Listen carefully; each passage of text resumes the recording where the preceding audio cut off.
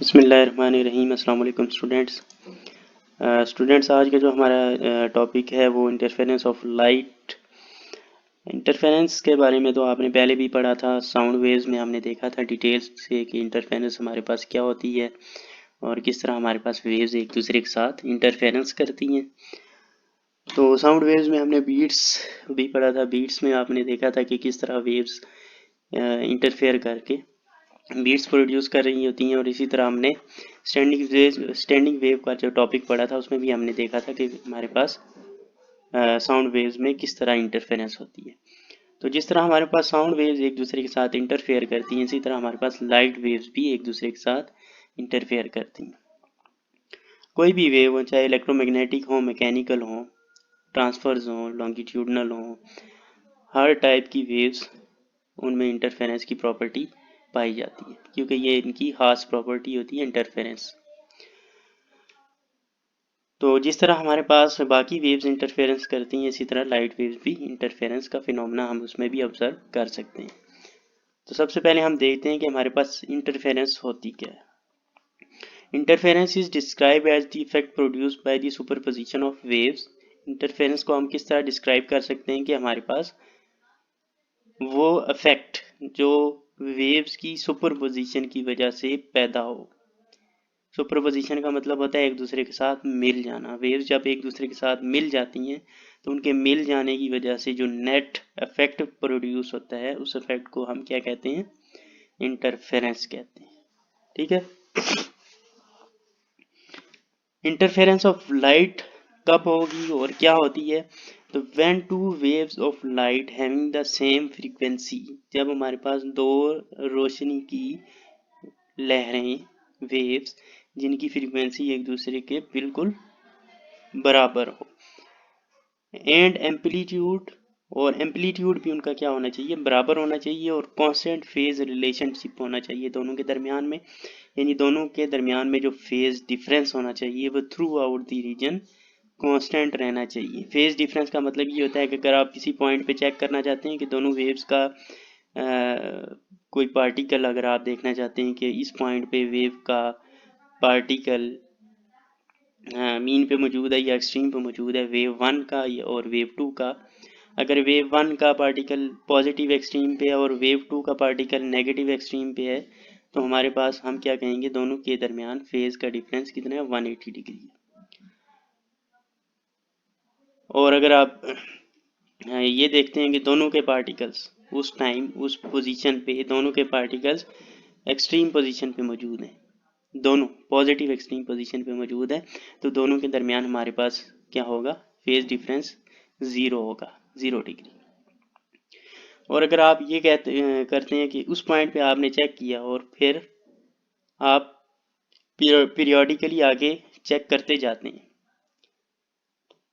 एक वेव का चेक किया, फिर आपने दूसरी वेव का चेक किया, तीसरे पॉइंट पे चेक किया, चौथे पे चेक किया, पांचवें पे चेक किया, तो हर पॉइंट पे आपको अगर फेज डिफरेंस 0 डिग्री है तो हर पॉइंट पे फेज डिफरेंस कितना होना चाहिए?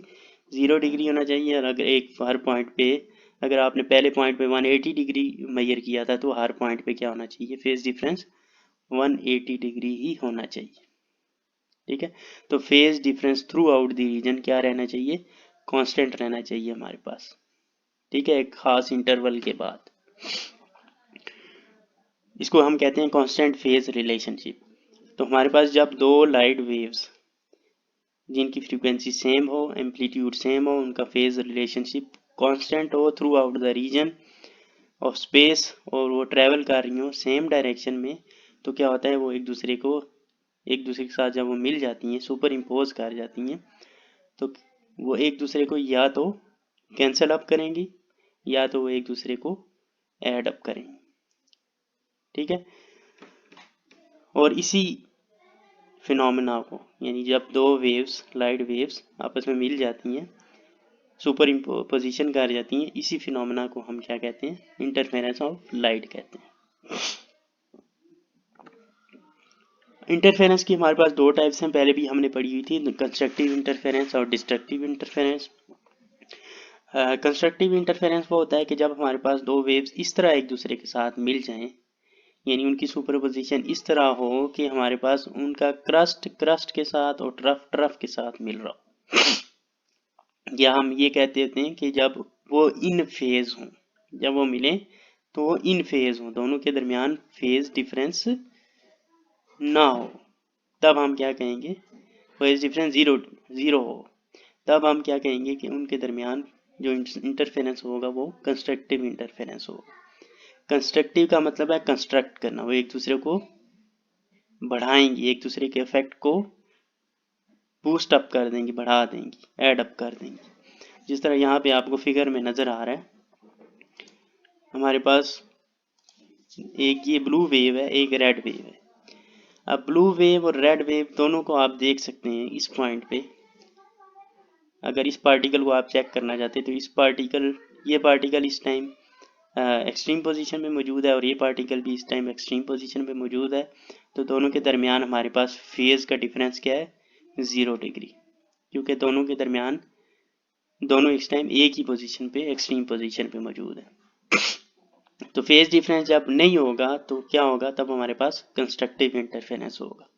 ठीक है, फेज डिफरेंस जब 0 डिग्री होगा, या वो जब इन फेज एक दूसरे के साथ मिलेंगे, तो क्या होगा कि इसका एम्पलीट्यूड, ब्लू वाली का एम्पलीट्यूड और रेड वाली का एम्पलीट्यूड दोनों एक दूसरे के साथ ऐड अप हो जाएंगे, यहाँ से लेके यहाँ तक। ये हमारे पास ब्लू वाली का एम्पलीट्यूड है और यहाँ से लेके यहाँ तक ये हमारे पास रेड वाली का एम्पलीट्यूड है, यहाँ तक। ठीक है, तो ब्लू वाली का एम्पलीट्यूड प्लस रेड वाली का एम्पलीट्यूड, टोटल जो हमारे पास बनेगा, इन दोनों को हमने वेक्टर्स की तरह ऐड करना है। वेक्टर्स की तरह किस तरह ऐड करेंगे, ये हमने रेड वाली का वेक्टर ड्रा कर दिया और ये हमने ब्लू वाली का वेक्टर ड्रा कर दिया। तो इन दोनों का टोटल जो हमारे पास बनेगा रिजल्टेंट वेक्टर, वो ये बनेगा। ठीक है, यानी यहाँ से लेके यहाँ तक। तो क्या किया, दोनों ने एक दूसरे के एम्पलीट्यूड को ऐड अप कर दिया। इसी को हम क्या कहते हैं, कंस्ट्रक्टिव इंटरफेरेंस, जब हमारे पास एम्पलीट्यूड ऐड अप हो जाए। ठीक है, दोनों एक दूसरे को कंस्ट्रक्ट करें। और दूसरा हमारे पास फिनोमेना होता है डिस्ट्रक्टिव इंटरफेरेंस, जब दो वेव्स आपस में इस तरह मिलें कि दोनों आउट ऑफ फेज हों। इसमें हमने क्या कहा था, मीट इन फेज, दोनों इन फेज हों, और यहाँ पे क्या है, दोनों आउट ऑफ फेज हों या दोनों ऑपोजिट फेज में। तो क्या करती हैं, वो एक दूसरे के इफेक्ट को कैंसिल कर देती हैं। तो हमारे पास नेट जो रिजल्ट आता है वो हमारे पास उन दोनों के एम्पलीट्यूड से कम होता है, माइनस हो जाता है एम्पलीट्यूड। अब ये दोनों वेक्टर एक ही डायरेक्शन में थे, जब हमारे पास दो वेक्टर एक ही डायरेक्शन में हो तो हम उनको ऐड अप करते हैं, तो हमारे पास टोटल जो एम्पलीट्यूड आ जाता है वो इस तरह टोटल एम्पलीट्यूड आ गया था। जबकि हमारे पास दो वेक्टर एक दूसरे के ऑपोजिट इन डायरेक्शन हो तो हम क्या करते हैं, एक दूसरे को माइनस कर देते हैं, डायरेक्शन ऑपोजिट हो जाती है। अब यहाँ पे जो रेड वेव है उसका एम्पलीट्यूड ये है और ब्लू वेव का एम्पलीट्यूड हमारे पास ये है। तो रेड वेव और ब्लू वेव दोनों एक दूसरे के ऑपोजिट इन डायरेक्शन है, तो जब हम इनको ऐड करेंगे, ये इस तरह, ये इस तरह, ये फॉर एग्जांपल इसका एम्पलीट्यूड 5 था, इसका एम्पलीट्यूड 3 था, तो इसके साथ हम माइनस भी लगाएंगे क्योंकि नेगेटिव डायरेक्शन में। तो दोनों वेक्टर एक दूसरे को माइनस करेंगे तो नेट वेक्टर जो हमारे पास आएगा उसका एम्पलीट्यूड कितना होगा, 2 होगा। और 2 किस डायरेक्शन में होगा, जिस तरफ वेक्टर बड़ा था, बड़ा वेक्टर किस तरफ था, ऊपर वाली साइड पे 5 था, नीचे वाली साइड पे छोटा वेक्टर था 3, तो वेक्टर की डायरेक्शन क्या होगी, ऊपर की तरफ होगी 2। तो ये आप देख सकते हैं, ये जो हमारे पास ये वाली वेव बन रही है, इसका एम्पलीट्यूड इन दोनों के एम्पलीट्यूड को माइनस करने से आया। तो क्या हुआ, नेट एम्पलीट्यूड हमारा कम हो गया, दोनों वेव्स ने एक दूसरे के इफेक्ट को क्या किया है, कैंसिल किया है। ठीक है, जिसकी वजह से हमारा नेट एम्पलीट्यूड बहुत कम हो गया। अगर हमारे पास दोनों वेव्स का एम्पलीट्यूड बिल्कुल इक्वल होता, यहाँ पे एम्पलीट्यूड इसका हमने 5 और इसका -3 लिया है ना, अगर इसका ये बिल्कुल ब्लू वाली वेव, इसका एम्पलीट्यूड बिल्कुल रेड के बराबर होता, यानी कि ये वेव थोड़ी सी और बड़ी होती, तो हमारे पास क्या हो जाना था, यहाँ पे 5 आ जाना था। 5 और -5 एक दूसरे को कैंसिल कर देते, नेट हमारे पास क्या आ जाना था, एम्पलीट्यूड 0। तो हमारे पास जो रिजल्टेंट वेव बननी थी वो इस तरह की होती, बिल्कुल एक स्ट्रेट लाइन। तो वेव ने क्या कर दी, एक दूसरे को टोटली एक दूसरे को कैंसिल कर देंगी जब हमारे पास एम्पलीट्यूड दोनों का बिल्कुल एक दूसरे के बराबर होगा, वो एक दूसरे के इफेक्ट को टोटली कैंसिल कर देंगे। अगर थोड़ा बहुत बराबर होगा और ऑपोजिट इन डायरेक्शन होगा तो जितना वो होगा उतना वो कैंसिल कर देंगी, जिस तरह यहाँ पे हमने देखा। तो जब वो ये बात याद रखनी है कि डिस्ट्रक्टिव इंटरफेरेंस कब होगा, जब दोनों एक दूसरे के आउट ऑफ फेज होंगी, यानी एक का क्रस्ट और दूसरे का ट्रफ मिलेगा, तब हमारे पास क्या होगा, डिस्ट्रक्टिव इंटरफेरेंस होगा।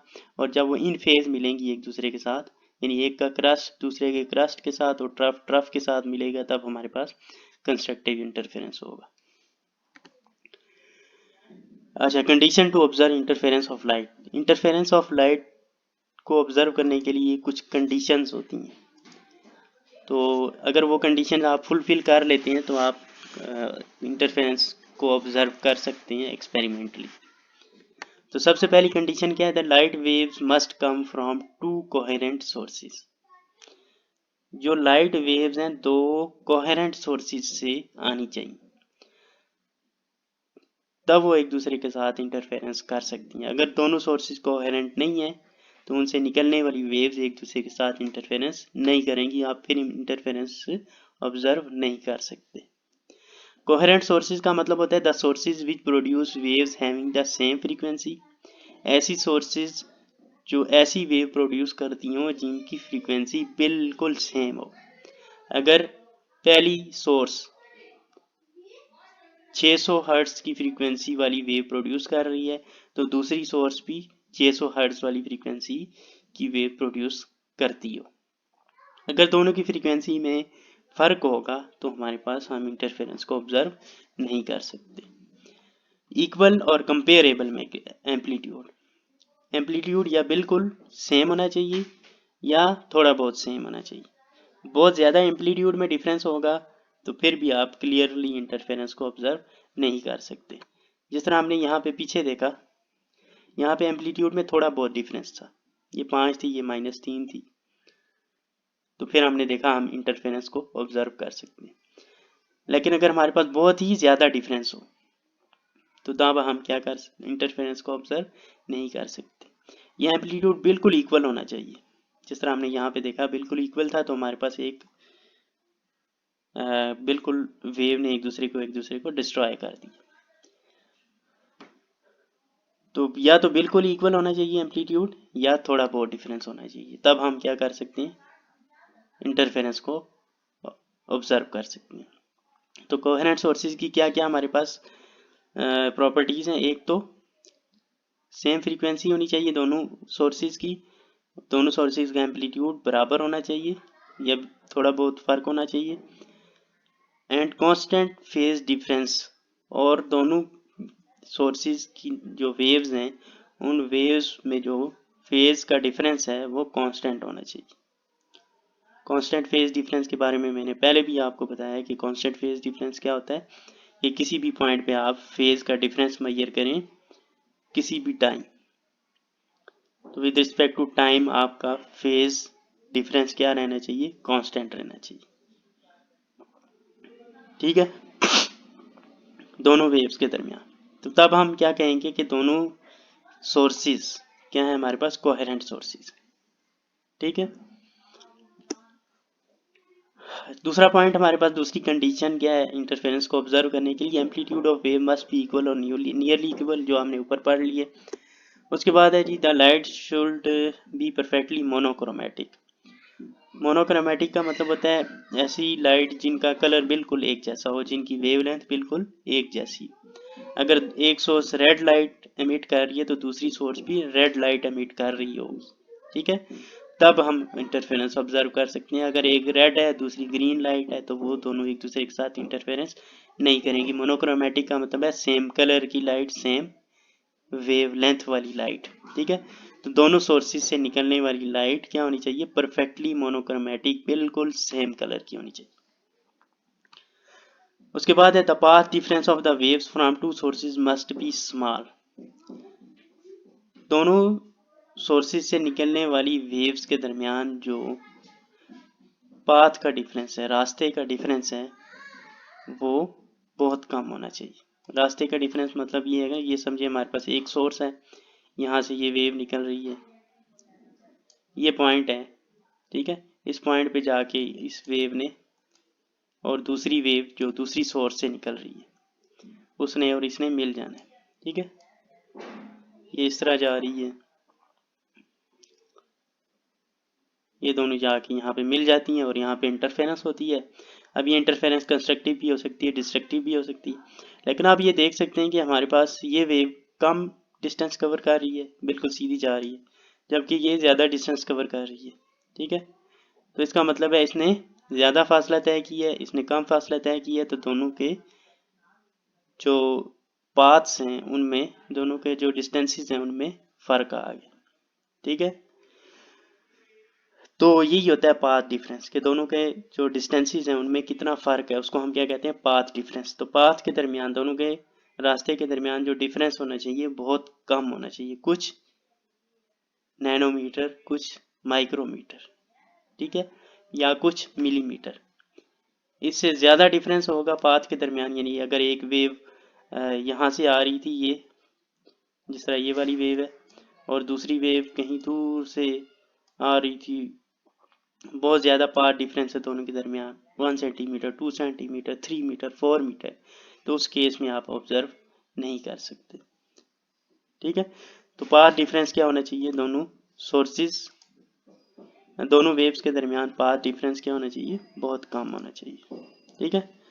उसके बाद नेक्स्ट पॉइंट है हमारे पास, the principle of linear superposition should be applicable. Principle of linear superposition ये तकरीबन हर वेव के ऊपर जो है ना वो ये एप्लीकेबल होता है। साउंड वेव्स में हमने देखा था, वहाँ पे भी एप्लीकेबल था, यहाँ पे भी एप्लीकेबल होता है। प्रिंसिपल ऑफ सुपरपोजिशन हमें ये कहता है कि जब हम वेव्स को वेव्स जब एक दूसरे के साथ इंटरफेरेंस करेंगी तो उनकी जो एम्पलीट्यूड होगा उसको हम वेक्टर्स की तरह ऐड करेंगे, जिस तरह हमने यहाँ पे किया था, पीछे हमने पिछली स्लाइड में जो हमने किया था, ठीक है।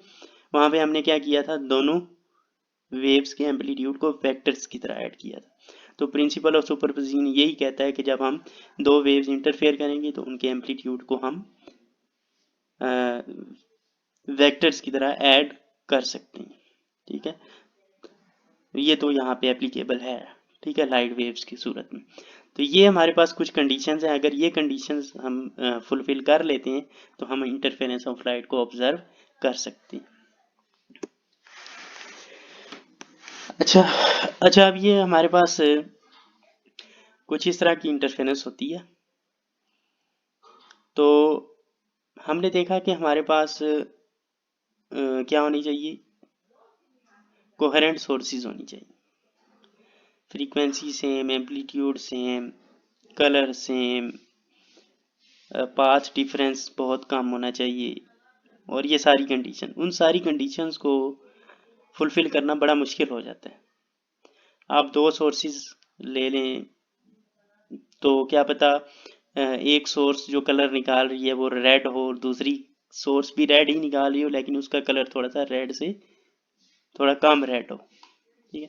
क्या पता वो बनाने वाली कंपनी ने सही तरह से वो बनाई नहीं है, कोई उसके अंदर डिफ़ॉल्ट है दूसरी लाइट के अंदर।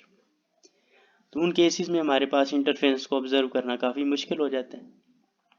तो इन सारे एरर्स से बचने के लिए हम क्या करते हैं, एक ही सोर्स को दो हिस्सों में तकसीम कर लेते हैं।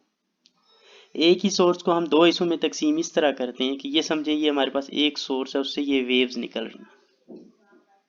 हम क्या करते हैं, इन वेव्स को एक छोटी सी स्लिट से, इसको हम कहते हैं स्लिट, ये हमारे पास हर्डल है, ठीक है, रुकावट है, और ये हमने एक छोटा सा सुराख किया हुआ है जिसमें से ये वेव्स निकल सकती हैं। डायफ्रैक्शन ऑफ वेव आपने पढ़ा होगा 10th क्लास में, जिसमें हमारे पास वेव्स जब किसी हर्डल में से, किसी रुकावट में से पास करती हैं तो उसके एजेस के आसपास वो क्या कर जाती हैं, बेंड हो जाती हैं। जिसको हम डायफ्रैक्शन ऑफ वेव कहते हैं। तो जब ये सुराख से निकलेंगी तो क्या होगा, वेव्स बेंड हो जाएंगी, डायफ्रैक्शन हो जाएगी। तो ये इधर से निकलेंगी वेव्स, यहाँ पे डिफ्रैक्शन होगी, यहाँ से जब ये वेव्स आगे जाएंगी, हमने एक और आगे हर्डल रखी हुई है, एक और रुकावट रखी हुई है, लेकिन इस रुकावट में दो स्लिट्स हैं क्योंकि हमें दो सोर्सेज चाहिए इंटरफेरेंस के लिए। तो हम एक सोर्स को दो सोर्सेज में तकसीम करना चाह रहे हैं। तो उसके लिए हमने क्या किया, यहाँ पे दो सुराख बना दिए। एक सुराख से जब वेव निकलेंगी तो इस तरह बेंड हो जाएंगी, इस सुराख से जब निकलेंगी तो इस तरह बेंड हो जाएंगी। ये दोनों वेव जब फैलेंगी तो फैलते फैलते ये एक दूसरे के साथ क्या करेंगी, रास्ते में इंटरफेयर करेंगी। ये लाइट रोशनी की वेव, ठीक है। तो ये हमने सामने रखी हुई है स्क्रीन। इस स्क्रीन के ऊपर हम क्या देखेंगे, हम ये देखेंगे कि कहीं पे स्क्रीन के ऊपर ब्राइट और कहीं पे डार्क फ्रिंजेस बन रहे हैं, इस तरह के, जिस तरह ये आपको नजर आ रहा है। ये रेड रेड क्या है, यहाँ पे हमारे पास रोशनी ज्यादा है, यहाँ पे हमारे पास रोशनी बिल्कुल कम है, डार्क फ्रिंज, इसको हम कहते हैं डार्क फ्रिंज, और इसको हम रेड वाली को क्या कहते हैं, ब्राइट फ्रिंज।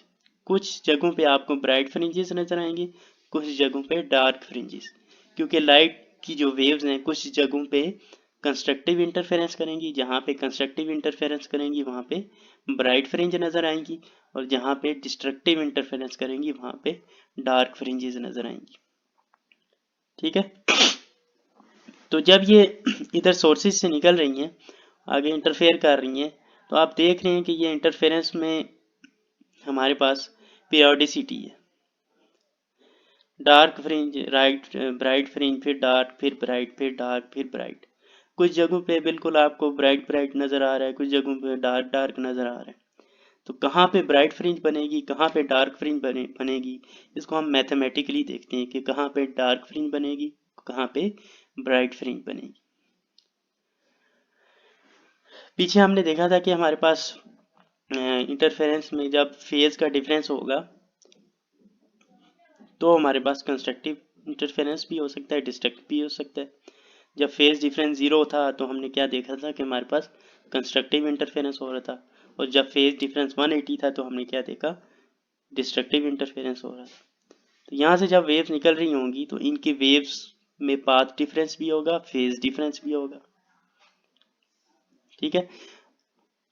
तो जहाँ पे ब्राइट फ्रिंज बन रही है वहाँ पे पाथ डिफरेंस कितना होना चाहिए और फेज डिफरेंस कितना होना चाहिए, और जहाँ पे डार्क फ्रिंज बन रही है वहाँ पे पाथ डिफरेंस कितना होना चाहिए, फेज डिफरेंस कितना होना चाहिए, यह हम मैथमेटिकली देखेंगे कि कितना फेज डिफरेंस हो तो हम ब्राइट फ्रिंज ऑब्जर्व करेंगे, और कितना पाथ डिफरेंस हो तो हम ब्राइट ऑब्जर्व करेंगे, और कितना फेज या पाथ डिफरेंस हो तो हम डार्क फ्रिंज ऑब्जर्व करेंगे। इसको हम मैथमेटिकली देखेंगे। अब ये बहुत सारी वेव्स हैं, ठीक है, हजारों की तादाद में होंगी, तो हमने इनमें से कोई सी दो चुन लेनी है।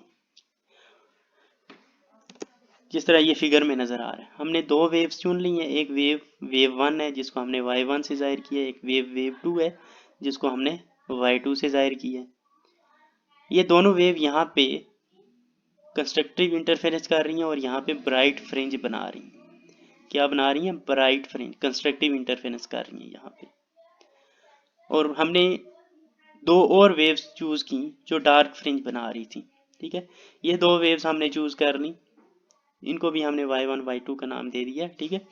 ये दो वेव यहाँ पे मिल रही हैं, तो यहाँ पे ये क्या कर रही हैं, डिस्ट्रक्टिव इंटरफेरेंस प्रोड्यूस कर रही हैं, और हमारे पास क्या प्रोड्यूस हो रहा है, डार्क फ्रिंज प्रोड्यूस हो रहा है, ठीक है।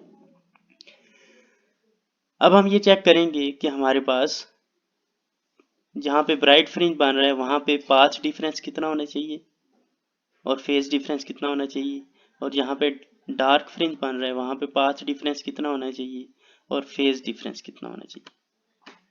ये जितने भी पॉइंट्स हैं, ये जितने भी येलो येलो आपको पॉइंट नज़र आ रहे हैं, ये सारे ब्राइट फ्रिंजेस हैं, और तमाम ब्राइट फ्रिंजेस पे ज़रूरी नहीं है कि फेज डिफरेंस 0 डिग्री हो। मुख्तलिफ फेज डिफरेंस पे भी हमारे पास ब्राइट फ्रिंजेस हम ऑब्जर्व कर सकते हैं 0 डिग्री के अलावा। और जहाँ पे डार्क फ्रिंजेस नज़र आ रहे हैं वहाँ पे ज़रूरी नहीं है कि फेज डिफरेंस 180 हो। मुख्तलिफ फेज डिफरेंसेस पे भी हम डार्क फ्रिंजेस को ऑब्जर्व कर सकते हैं। तो यहाँ पे हम देखते हैं कि हमारे पास फेज डिफरेंस कितना होगा तो हमें ब्राइट फ्रिंज नजर आएगी, और कितना होगा तो डार्क फ्रिंज नजर आएगी। ये हमारे पास वेव इक्वेशन कहलाती है। ये हमने पहले भी पढ़ा था, जो सिंपल हार्मोनिक मोशन के केस में हमने देखा था कि यहाँ पे x आता था y1 की जगह पे, a की जगह x नॉट आता था एम्पलीट्यूड, ठीक है। x is equal to x naught sine omega t, वो इक्वेशन आपको याद होगी। लेकिन यहाँ पे क्योंकि वेव हमारे पास मूव कर रही है, ट्रेवल कर रही है, वो ट्रेवलिंग वेव्स नहीं होती, वो हमारे पास पार्टिकल एक जगह पे खड़ा होके इधर उधर ऑसिलेट कर रहा होता है। तो उसमें अलॉन्ग एक्स एक्सिस हमारे पास कोई डिस्प्लेसमेंट कवर नहीं हो रहा होता, सिर्फ क्या हो रहा है, पार्टिकल ऊपर नीचे या इधर उधर ऑसिलेट कर रहा होता है। जबकि वेव क्या होती है, वेव में पार्टिकल ऊपर नीचे भी ऑसिलेट कर रहा होता है, और हमारे पास वेव आगे भी मूव कर रही होती है। तो दो किस्म के डिस्प्लेसमेंट हो गए, ऊपर नीचे अलॉन्ग वाई एक्सिस, और आगे की तरफ वेव जा रही है अलॉन्ग एक्स एक्सिस। तो अलॉन्ग जो वाई एक्सिस हमारे पास डिस्टेंस कवर हो रहा है उसको हम y1 से जाहिर करेंगे, और अलॉन्ग जो x एक्सिस डिस्टेंस कवर हो रहा है उसको हम x1 से जाहिर करेंगे, ठीक है। a हमारे पास एम्पलीट्यूड है, और ओमेगा हमारे पास फ्रीक्वेंसी है, t हमारे पास टाइम है, और k हमारे पास वेव नंबर कहलाता है। वेव नंबर का मतलब ये होता है कि कितनी वेव्स पर सेंटीमीटर, नंबर ऑफ वेव्स पर सेंटीमीटर, एक सेंटीमीटर के अंदर कितनी वेव्स आ रही हैं, ठीक है। उसको हम क्या कहते हैं, वेव नंबर कहते हैं। और वेव नंबर का फार्मूला आता है 2π/λ, और वेव नंबर रेसिप्रोकल होता है लैम्डा का, यानी जितना ज्यादा लैम्डा होगा उतना वेव नंबर कम होगा। वेव नंबर होता है number of waves. For example ये हमारे पास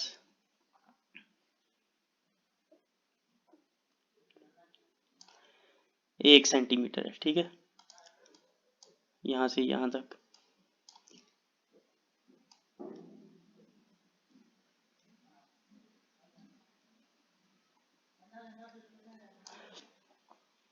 अब यहाँ पे हमारे पास 1 2 एक और ये आदि है, ठीक है। यहाँ पे फॉर एग्जांपल हमारे पास 2 वेव्स, 1 सेंटीमीटर के अंदर कितनी आ रही हैं, 2 वेव्स आ रही हैं। यहाँ पे कितनी आ रही हैं, 1 2 3 4 5 और एक आधी, यानी तकरीबन 5। यहाँ पे 1 सेंटीमीटर के अंदर 5 वेव्स आ रही हैं, यहाँ पे 1 सेंटीमीटर के अंदर 2 वेव्स आ रही। इसका लैम्डा देखा जाए तो इसका लैम्डा यहाँ से लेके यहाँ तक है, ये इसका लैम्डा है। जबकि इसका लैम्डा देखा जाए तो इसका लैम्डा यहाँ से लेके यहाँ तक है। तो आप देख सकते हैं जितना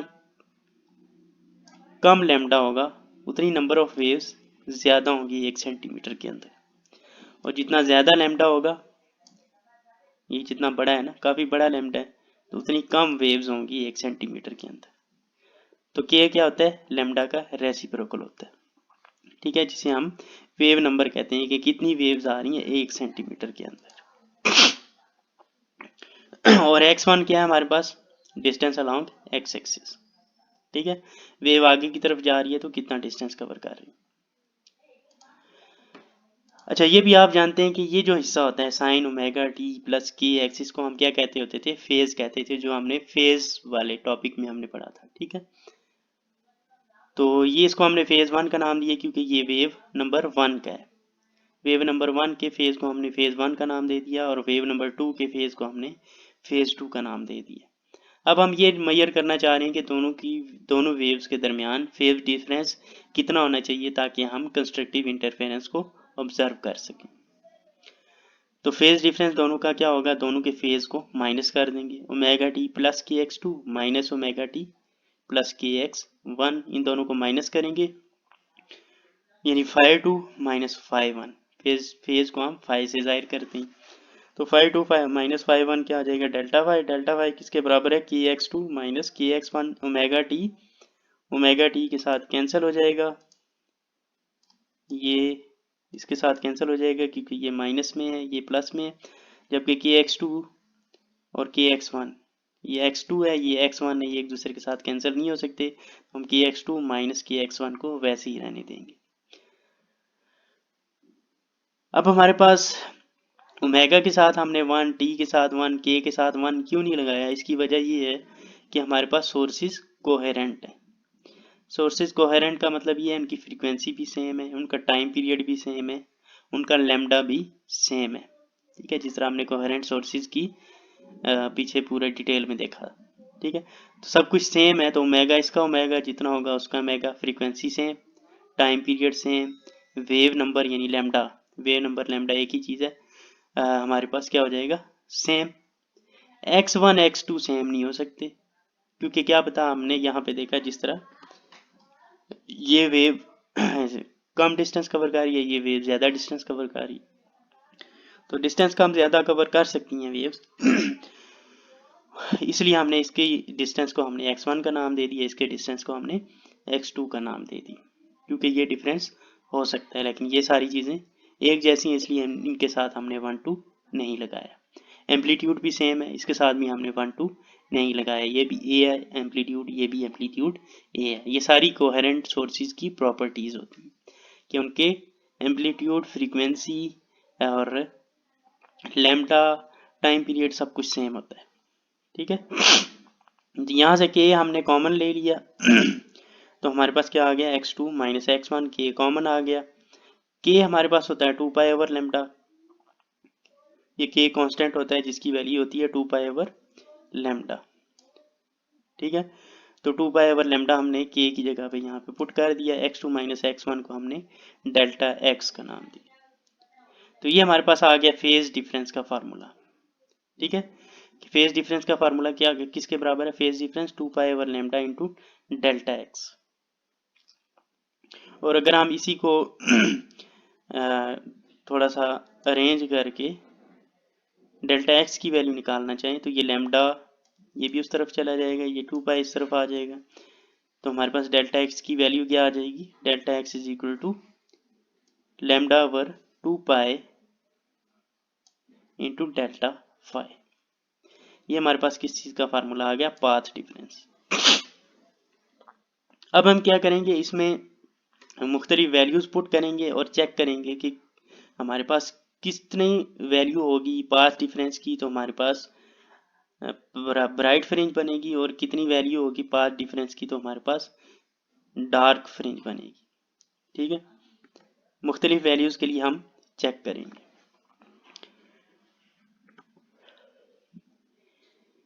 ये जो सबसे ऊपर फार्मूला लिखा हुआ है ये हमने कंस्ट्रक्टिव इंटरफेरेंस के लिए अलहदा कर दिया, डिस्ट्रक्टिव के लिए अलहदा कर लिया। दोनों को हम सॉल्व करेंगे कि कहाँ पे हमें कंस्ट्रक्टिव इंटरफेरेंस कितने लैम्डा के लिए कितना हमारा पाथ डिफरेंस होना चाहिए तो हमें कंस्ट्रक्टिव इंटरफेरेंस मिलेगा, और कितना हमारा पाथ डिफरेंस होना चाहिए तो हमें डिस्ट्रक्टिव इंटरफेरेंस मिलेगा।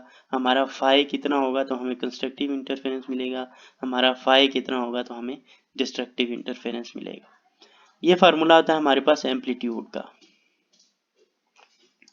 ठीक है, एम्पलीट्यूड ऑफ रिजल्टेंट वेव, ये दो वेव है ना,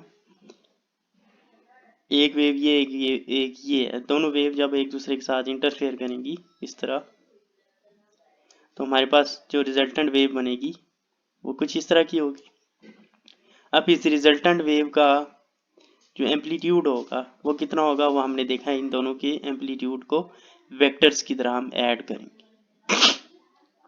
अगर ये टोटली एक दूसरे के साथ बिल्कुल एग्जैक्टली मैच कर जाती हैं तो फिर तो हमारे पास फाई 0 होगा, कॉस 0 1 हो जाएगा, और हमारे पास सीधे सीधा हम ऐड कर देंगे। ठीक है, ए आर हमारे पास A1 प्लस A2 के बराबर हो। लेकिन अगर फाई की कोई ना कोई वैल्यू है, ठीक है, ये वेव बिल्कुल एग्जैक्टली नहीं बल्कि एक वेव इस तरह आई और दूसरी वेव इस तरह आई, यानी थोड़ा बहुत एम्पलीट्यूड मैच कर रहा है। ठीक है, तो इस केस में हमारे पास फेज डिफरेंस जो होगा वो बिल्कुल 0 डिग्री नहीं होगा, वो मे बी 30 डिग्री हो, मे बी 60 डिग्री हो, या इसके अलावा कोई भी एंगल हो। तो उस केस में हम वेक्टर्स को जिस तरह ऐड करते होते थे, एक वेक्टर दूसरा वेक्टर और फिर हम रिजल्टेंट वेक्टर निकालते थे, और इस रिजल्टेंट वेक्टर का कोई ना कोई थीटा होता था। यहाँ पे हम थीटा को क्या कह रहे हैं, फाई कह रहे हैं। ठीक है, तो थीटा अगर हमारे पास 0 हो जाता है तो 1 cos 1 हो जाएगा, लेकिन अगर थीटा 0 नहीं होता तो फिर हमारे पास फार्मूला कुछ इस तरह का रहेगा। ठीक है, और इसमें सारी कहानी किस पे डिपेंड कर रही है, फाई के ऊपर।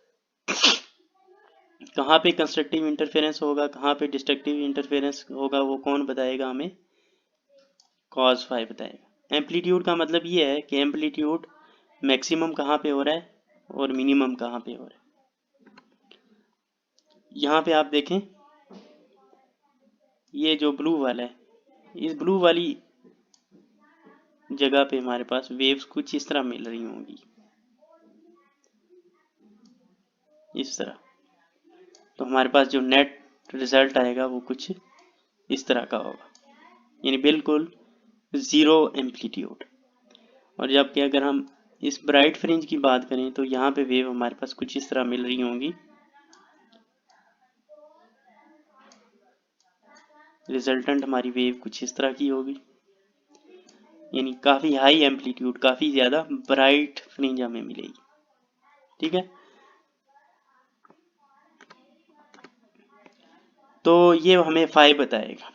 ठीक है, फाई की वैल्यू हमें बताएगी कि हमारे पास रिजल्टेंट एम्पलीट्यूड 0 होगा या रिजल्टेंट एम्पलीट्यूड मैक्सिमम होगा। ठीक है, तो cos फाई की, जैसा कि आपको पता है, cos फाई हमारे पास -1 से लेके +1 के दरमियान इसकी वैल्यूज होती हैं। मिनिमम वैल्यू इसकी कितनी है, -1, मैक्सिमम वैल्यू इसकी कितनी है, +1। तो यानी cos फाई की वैल्यू जब हमारे पास +1 होगी, जब cos फाई की वैल्यू +1 होगी तो हमें मैक्सिमम रिजल्ट मिलेगा। मैक्सिमम रिजल्ट का मतलब क्या है, ब्राइट फ्रिंज। और cos फाई की वैल्यू जब -1 होगी तो हमें क्या होगा, मिनिमम रिजल्ट मिलेगा। मिनिमम रिजल्ट का मतलब है हमें डार्क फ्रिंज मिलेगी। ठीक है, तो cos फाई मैक्सिमम, पहले हम कंस्ट्रक्टिव के लिए देख लेते हैं, ब्राइट फ्रिंज के लिए। cos फाई मैक्सिमम का मतलब है cos फाई की वैल्यू +1, और cos +1 वैल्यू कहाँ पे देता है, जब cos 0 डिग्री हो। cos 0 क्या होता है, 1। cos 2 पाई भी 1 होता है, cos 4 पाई भी 1 होता है, cos 6 पाई भी 1 होता है। और आगे चलते जाएं, जितने भी आगे इवन मल्टीपल ऑफ पाए होंगे वहां पे हमारे पास cos की वैल्यूज मैक्सिमम होती हैं, 1 होती हैं। यानी इस लाइन पे बनने वाले जितने भी एंगल्स होंगे, 0, 360, 720, और इस लाइन पे बनने वाले 180 और उसके मल्टीपल। ठीक है, यानी इस लाइन पे हमारे पास जितने भी एंगल्स आ रहे होंगे वहां पे cos की वैल्यूज क्या होती हैं, +1 होती हैं, मैक्सिमम होती हैं। यानी cos फाई 0 डिग्री, 2 पाई, 4 पाई रेडियंस, 6 पाई रेडियंस, इन तमाम एंगल्स पे हमारे पास cos फाई क्या देगा, +1 आंसर देगा। यानी हम कह सकते हैं कि जब हमारे पास फाई 2n पाई के बराबर हो। ठीक है, फाई का मतलब यहाँ पे डेल्टा फाई है। ठीक है, यानी जब दोनों वेव्स के दरमियान जो एंगल है वो 2n पाई, यानी कि पाई का इवन मल्टीपल होगा, तो तब हमारे पास एम्पलीट्यूड मैक्सिमम होगा और हमारे पास क्या आ जाएगा, ब्राइट फ्रिंज आ जाएगी। ठीक है, कब आएगा, जब हमारे पास डेल्टा फाई किसके बराबर होगा, 2n पाई के। ठीक है, तो यहाँ पे जो हमने फार्मूला लिखा था ये वाला, इसमें अगर हम डेल्टा फाई की जगह पे 2n पाई पुट करें, ये जो फार्मूला हमने ये लिखा भी हुआ है यहाँ पे, इस फार्मूले में डेल्टा फाई की जगह अगर हम 2n पाई लिखें, क्योंकि हमने क्या देखा कि हमारे पास ब्राइट फ्रिंज कब ऑब्जर्व होगी, जब हमारे पास फाई की वैल्यू इनमें से कुछ होगी, जब हमारे पास फेज डिफरेंस इन तमाम एंगल में से कोई ना कोई एक एंगल होगा, तब हमारे पास हमें ब्राइट फ्रिंज ऑब्जर्व हम करेंगे। ठीक है, कंस्ट्रक्टिव इंटरफेरेंस हमें मिलेगा। तो इस कंस्ट्रक्टिव इंटरफेरेंस के लिए पाथ डिफरेंस कितना होना चाहिए वो हम यहाँ पे वैल्यू पुट करके पता करेंगे। तो यहाँ पे हमने डेल्टा फाई की जगह 2n पाई पुट किया, तो lambda over 2 pi into 2n पाई, ये 2 पाई ये 2 पाई कैंसिल हो जाएंगे, तो क्या बचा n लैम्डा। तो डेल्टा एक्स कितना होना चाहिए, n लैम्डा होना चाहिए। n हमारे पास क्या है 0 1 2 3 4 और अप टू 100। यानी अगर हमारे पास पाथ डिफरेंस 0 होगा तब हमारे पास क्या मिलेगा, हमें ब्राइट फ्रिंज मिलेगी, या लैम्डा होगा तब ब्राइट फ्रिंज मिलेगी, या 2 लैम्डा होगा तब ब्राइट फ्रिंज, 3 लैम्डा पे भी 4 लैम्डा पे भी हमें क्या मिलेगा, ब्राइट फ्रिंज मिलेगी। और इसी तरह अगर हम मिनिमम की बात करें तो कॉज मिनिमम कब होता है, जब उसका आंसर -1 आ रहा हो, और -1 कब आता है, पाई पे, 3 पाई पे, 5 पाई पे, 7 पाई, इन सारी वैल्यूज पे हमारे पास क्या होता है, कॉज मिनिमम वैल्यू देता है। यानी इस साइड पे हमारे पास कॉज की तमाम वैल्यूज -1 होती हैं और इस साइड पे हमारे पास कॉज की तमाम वैल्यूज +1 होती हैं। ठीक है, इस साइड पे हमारे पास जो एंगल मान रहे होते हैं वो कौन कौन से होते हैं, 180, 3 इंटू 180, 5 पाई, 7 पाई, और ये आगे सब चलता रहता है। ठीक है, इसको हम जनरलाइज करके लिखें तो हम यूं लिख सकते हैं 2n-1 इंटू पाई, जिस तरह हमने इसको लिखा था 2n पाई। तो 2n-1 इंटू पाई, ये हमारे पास फेज डिफरेंस होगा तो हमें क्या मिलेगा, मिनिमम वैल्यू मिलेगी। मिनिमम वैल्यू का मतलब क्या है, हमें क्या मिलेगा, डार्क फ्रिंज मिलेगी। ठीक है, तो यहाँ पे हमारे पास 0 नहीं आ रहा है, ठीक है, जबकि यहाँ पे 0 आ रहा था, तो इसलिए हमने यहाँ पे n 0 1 2 3 लिया था। यहाँ पे हमारे पास 0 नहीं आ रहा, डायरेक्ट पाई से शुरू हो रहा है, तो इसलिए हम n की वैल्यू क्या लेंगे, 1 2 3 4 से लेके अप टू 100। उसी फार्मूले में ये फार्मूला, इसमें हम डेल्टा फाई की जगह पे अब क्या पुट करेंगे, 2n-1 इंटू पाई पुट करेंगे, ताकि ये पता कर सकें कि हमारे पास पाथ डिफरेंस कितना होगा। तो हमारे पास इस फेज डिफरेंस पे हमें डार्क फ्रिंज मिले, तो ये हम पुट किया हमने। यहाँ पे 2n कैंसिल तो नहीं हो सकता था, पाई सिर्फ कैंसिल हो गया, लैम्डा बाय 2 बचा और 2n-1। तो ये हमारे पास फेज डिफरेंस, पाथ डिफरेंस होना चाहिए, ताकि हमारे पास फिर हमें डार्क फ्रिंज मिलेगी जब पाथ डिफरेंस इतना होगा। और n हमारे पास 1 2 3 4 से लेके आगे अप टू 100। यहाँ पे अगर हम 1 पुट करें तो 2 1 2 -1 1 2 -1 1 1 multiply by lambda by 2 lambda by 2, यानी जब हमारे पास पाथ डिफरेंस आधे लैम्डे के बराबर होगा, या 3 लैम्डा बाई 2, या 5 लैम्डा बाई 2, या 7 लैम्डा बाई 2, या अप टू 100 इनका मल्टीपल, तो हमारे पास क्या मिलेगा, हमें डार्क फ्रिंज मिलेगी। और जब हमारे पास path difference 0, lambda 2 lambda 3 lambda up to 100 होगा, तो हमारे पास क्या मिलेगा, हमें ब्राइट फ्रिंज मिलेगी। अब यहाँ पे आप देख सकते हैं इस वेव ने यहाँ से लेके यहाँ तक डिस्टेंस कवर किया, जबकि इस वेव ने यहाँ से लेके यहाँ तक डिस्टेंस कवर किया। इस वेव का डिस्टेंस कम है, इस वेव का डिस्टेंस ज़्यादा है। इसने कितना ज़्यादा डिस्टेंस कवर किया इसके मुकाबले में, इतना हिस्सा, और इतने हिस्से की वैल्यू क्या होनी चाहिए, या तो लैम्डा होनी चाहिए, तभी हमारे पास कंस्ट्रक्टिव इंटरफेरेंस होगा। हमने क्या कहा था, डेल्टा एक्स कितना होना चाहिए, ये डेल्टा एक्स है हमारे पास, ठीक है, दोनों के दरमियान डिस्टेंस का कितना डिफरेंस होना चाहिए, या तो होना ही नहीं चाहिए डिस्टेंस में डिफरेंस। ठीक है, दोनों वेव्स क्या होनी चाहिए, बिल्कुल बराबर डिस्टेंस कवर करके हैं। जिस तरह यहाँ से अगर एक वेव आ रही है वो यहाँ पे आती है, और यहाँ से एक वेव आ रही है वो यहाँ पे आती है, दोनों आप देख सकते हैं यहाँ पे कंस्ट्रक्टिव इंटरफेरेंस करेंगी और दोनों के पाथ डिफरेंस आप देख सकते हैं, दोनों ने बिल्कुल एग्जैक्टली सेम डिस्टेंस कवर किया। तो दोनों का पाथ डिफरेंस कितना है, 0। तो जब पाथ डिफरेंस 0 होगा तो हमें क्या मिलेगा, ब्राइट फ्रिंज मिलेगी। और मिडल वाला जो होता है हमेशा हमें ब्राइट फ्रिंज होती है मिड में। यहाँ पे भी आप देख सकते हैं मिड में हमें क्या है, ब्राइट फ्रिंज मिल रही है। ठीक है, क्योंकि यहाँ से निकलने वाली वेव इस तरह और यहाँ से निकलने वाली वेव दोनों मिड तक बराबर डिस्टेंस कवर करके पहुंचेंगी। ठीक है, मिड से दोनों का फासला बराबर है, तो यहाँ पे हमेशा हमें मिड में ब्राइट फ्रिंज मिलेगी। तो मिड में हमेशा पाथ डिफरेंस क्या होगा, 0 होगा। तो पाथ डिफरेंस 0 होगा तो ब्राइट फ्रिंज। अब यहाँ पे देख सकते हैं पाथ डिफरेंस कितना था, लैम्डा था। यहाँ पे क्या हो रहा है, आपको नज़र भी आ रहा है, कंस्ट्रक्टिव इंटरफेरेंस हो रहा है। यहाँ पे हमें क्या मिलेगा, ब्राइट फ्रिंज मिलेगी। ठीक है, तो पाथ डिफरेंस लैम्डा पे भी हमें क्या मिल रहा है, ब्राइट फ्रिंज मिल रही है। इसी तरह अगर हम पाथ डिफरेंस को 2 लैम्डा कर दें तब भी हमें ब्राइट फ्रिंज मिलेगी। 3 लैम्डा होगा तब भी, 4 लैम्डा होगा तब भी हमें क्या मिलेगा, ब्राइट फ्रिंज मिलेगी। लेकिन यहाँ पे देखें इस केस में, डार्क वाले केस में, इस वेव ने कितना डिस्टेंस कवर किया है, यहाँ से लेके यहाँ तक।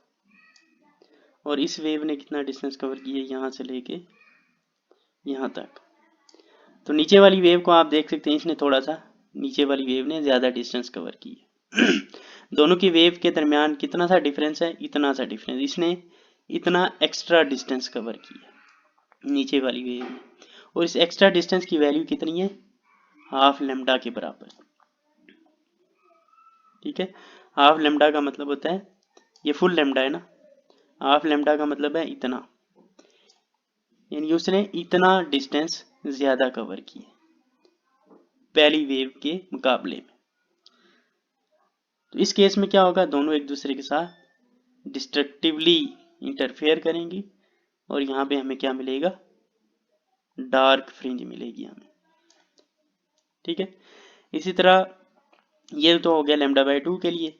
इसी तरह अगर हमारे पास दोनों के दरमियान पाथ का डिफरेंस 3 लैम्डा बाय 2 है, 5 लैम्डा बाय 2 है या 7 लैम्डा बाय 2 है, तो इन तमाम पाथ डिफरेंसेस की वैल्यूज पे भी हमें क्या मिलेगा, डार्क फ्रिंजेस मिलेंगी। तो ओवरऑल समरी ये है कि हमारे पास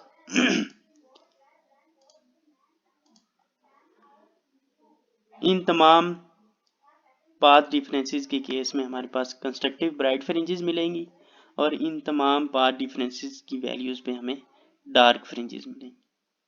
ठीक है, तो ये था हमारा आज का टॉपिक कि हमारे पास कंस्ट्रक्टिव इंटरफेरेंस ऑफ लाइट क्या होती है। ओके, अल्लाह हाफिज।